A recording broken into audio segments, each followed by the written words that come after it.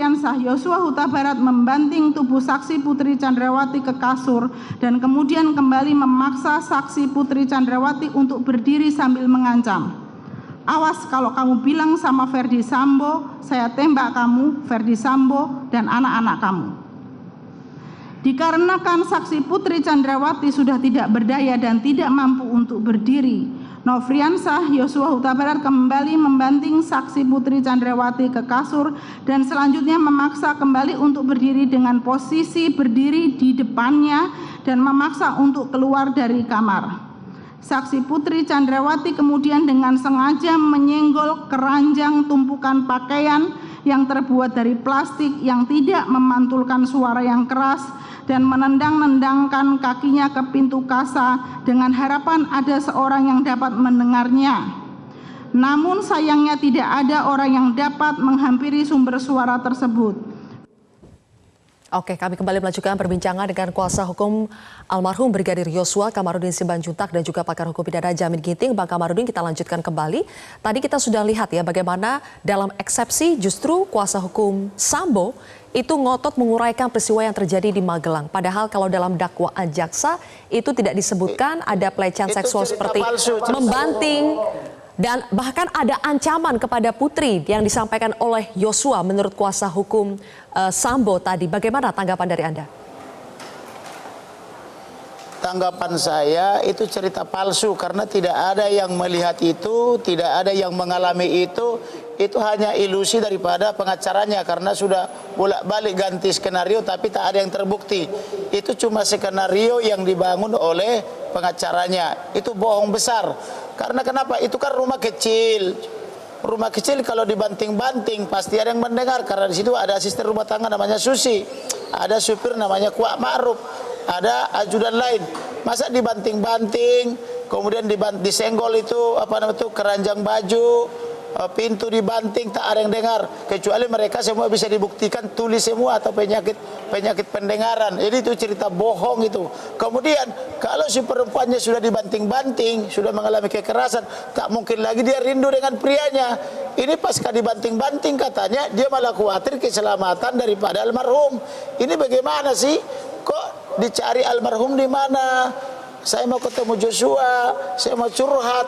Loh kok udah dibanting-banting, dipukul-pukul, kok malah curhat-curhat seperempat jam, kemudian masih menginap 1 malam lagi, masih dikawal dari Magelang sampai Jakarta. Ini cerita bohong, ini tidak benar. Saya pernah menangani beberapa kali perkara pemerkosaan atau pelecehan, wanitanya menangis terus, wanitanya mudah tersinggung, depresian gitu loh. Jadi kemudian mohon maaf, alat kelaminnya diperiksa dokter atau divisum, ada visum psikiatrum. Lah ini tidak ada apa-apa, ini cuma cerita fiksi, tidak benar, bohong itu. Oke, ditahan dulu Bang Kamarudin, saya ingin minta pendapat dari pakar hukum pidana Bang Jamin Ginting. Bang Jamin Ginting, tadi kuasa hukum Sambo mengatakan bahwa jaksa itu tidak mengurai rangkaian latar belakang peristiwa Magelang. Kemudian mengatakan bahwa banyak dakwaan yang disusun berdasarkan asumsi jaksa sendiri sehingga harus dibatalkan, tidak boleh diterima oleh majelis hakim. Apakah itu memang bisa membuat dakwaan yang disusun oleh jaksa itu terkesan lemah di mata majelis hakim? Ya, jadi begini, jaksa dalam membuatkan surat dakwaan itu didasarkan kepada keterangan-keterangan yang disampaikan oleh para saksi dalam BAP penyidikan masing-masing saksi dan didasarkan kepada bukti-bukti yang ada. Jadi membangun atau membuat rangka daripada surat dakwaan tersebut tidak sepenuhnya atas dasar pengertian daripada jaksa penuntut umum, tapi itu semua diambil dari keterangan-keterangan ya BAP yang oleh saksi-saksi.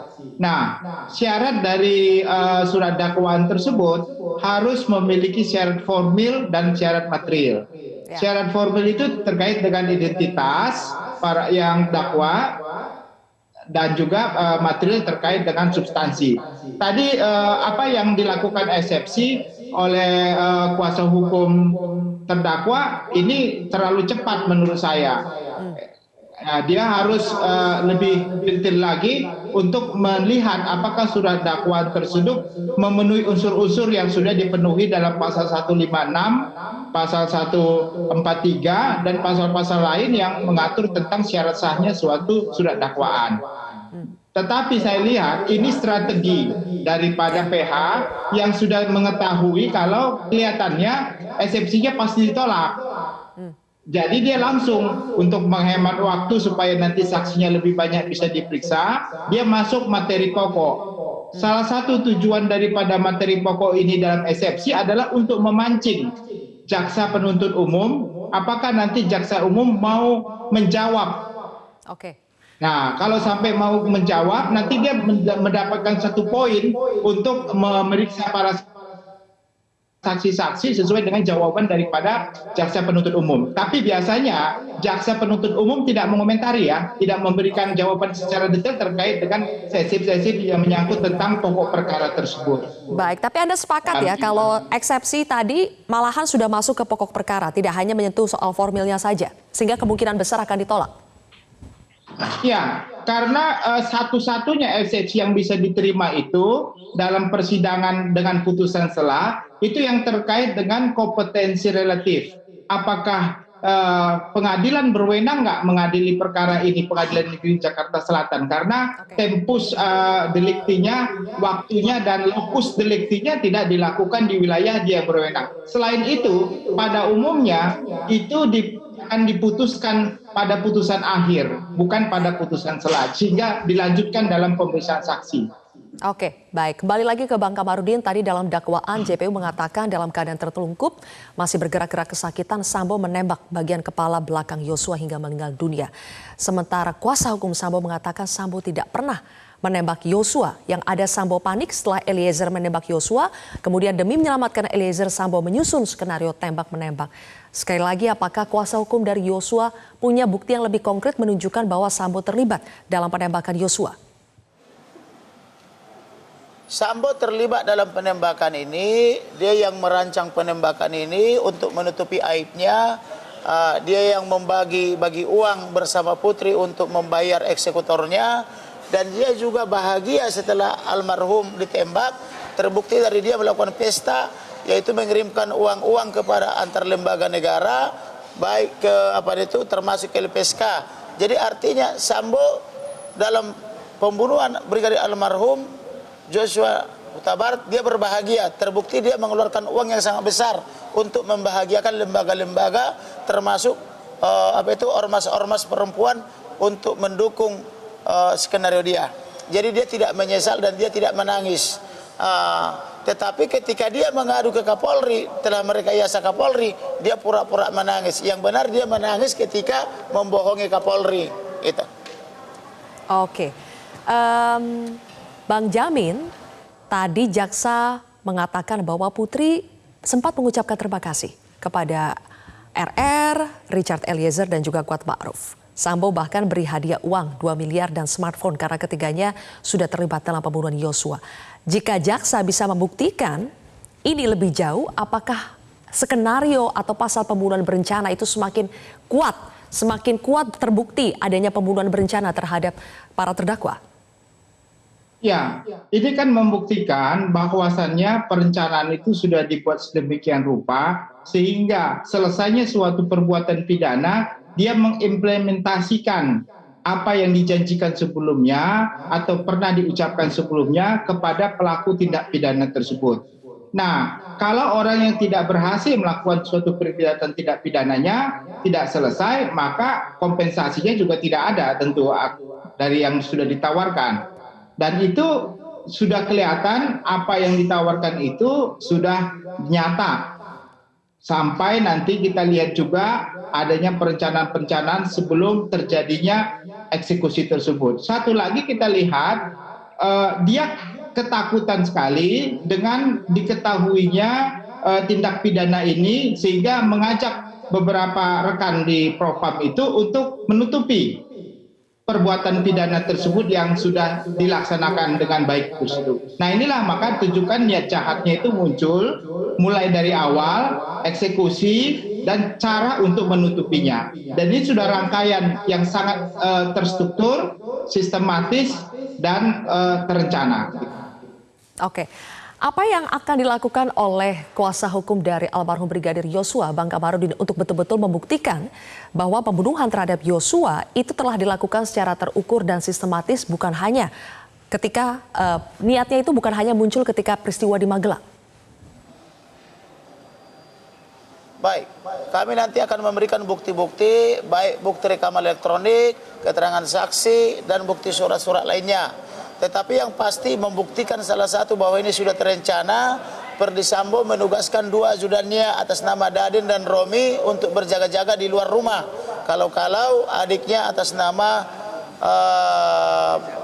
Reja datang ke rumah itu. Dan betul ketika Reja datang ke rumah itu, tugas daripada Daden adalah menggeledah, memeriksa, dan memastikan apakah adiknya bawa senjata api atau tidak.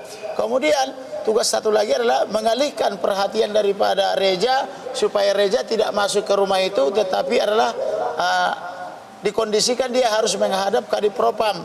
Sementara dia dikondisikan kurang lebih jam 6, jam 7 untuk menghadap Kadipropam, sedangkan dia baru diterima oleh Karopropam, maksudnya Karopropos ya, sorry. Sedangkan dia baru diterima oleh Karopropos adalah pada jam 10 malam. Jadi ada 4 jam waktu yang terbuang-buang untuk menunggu Karopropos. Jadi artinya skenario ini sudah mantap mereka rencanakan, baik oleh Ferdy Sambo maupun oleh Putri Chandrawati maupun oleh Daden dan Romi, demikian juga dengan Bribka RR maupun dengan Barada E. Artinya tidak ada lagi ragunya saya bahwa ini pembunuhan terencana dan diikuti dengan prestasi membayar hadiah-hadiah termasuk memberi handphone buat mereka karena mereka telah berhasil melaksanakan skenario itu. Kemudian dibuktikan lagi dengan Ferdy Sambo ketika mengeksekusi dia sudah pakai sarung tangan supaya tangannya tidak kena mesiu dan diduga pakai peredam senjata, sudah tembakannya tidak diingat tetangga. Kemudian setelah itu mereka melucuti CCTV, mencopot DPR tanpa persetujuan ketua RT. Jadi artinya terencana semua dengan baik dan dilaksanakan dengan baik. Tetapi satu lagi yang mereka tidak tahu, mereka tidak paham bahwa ada kuasa Elohim. Ternyata dengan kuasa Elohim, saya belum jadi kuasa, udah saya tulis di Facebook bahwa polisi menembak polisi di rumah pejabat wanita polisi, mudah-mudahan bukan wanita polisi, dan terbongkarlah semua skenario jahat mereka itu, sehingga orang pintar menjadi bodoh dan orang bodoh menjadi pintar dengan penyertaan Tuhan. Oke, Bang Kamarudin, terakhir ke Bang Jamin Ginting. Menurut Sambo, dakwaan yang dibacakan itu hanya berdasarkan keterangan satu orang saksi, yakni Richard Eliezer, dan disebut juga bahwa Sambo mengakunya itu hajar cat, sementara dakwaan mengatakan bukan hajar ya, tapi tembak, cepat tembak. Apakah perbedaan diksi ini bisa menentukan apakah Sambo berniat melakukan pembunuhan berencana terhadap Yosua atau tidak? Ya, kalau dilihat dari dakwaan jaksa tadi, sudah sangat kelihatan rentetan kejadian dan polarisasi rekayasa untuk melakukan pembunuhan tersebut. Salah satu hal yang paling kita lihat adalah mengkooptasi ataupun mengkloning kejadian yang sebenarnya belum bisa pasti yang ada di Magelang dimasukkan ke Duren 3. Nah, jadi sudah kelihatan bahwasannya skenario di Duren 3 itu berdasarkan alibi apa yang ada dibangun di Magelang itu sendiri. Dan dulu tadi sudah dikatakan di Saguling juga sudah dibicarakan tentang bagaimana perbuatan itu akan dilakukan. Nah, pertanyaannya adalah kalau tadi eksepsi yang diajukan oleh PH terkait dengan itu, kekhawatiran kita adalah apakah saksi-saksi yang lain seirama satu suara dengan keterangan apa yang disampaikan oleh PH tadi, begitu. Nah, karena kita ketahui sampai saat ini saksi-saksi lain seperti RR, Kuat Ma'ruf dan juga saksi yang lain itu kelihatannya tidak konsisten. Yang satu-satunya itu cuma Baradei aja. Tapi hakim juga menilai ini bukan didasarkan kepada satu saksi, bukanlah saksi, tetapi didasarkan satu saksi dengan keterangan bukti lain dan keyakinan hakim di pasal 183 bisa mengabaikan semua saksi yang tidak relevan. Begitu. Ya. Oke, baik. Terima kasih kalau gitu Bang Jamin Ginting, Bang Kamarudin Simanjuntak. Kita akan kawal terus bagaimana fakta-fakta lainnya akan terbukti dalam persidangan berikutnya. Terima kasih. Pemirsa, kami masih akan kembali dengan informasi lainnya.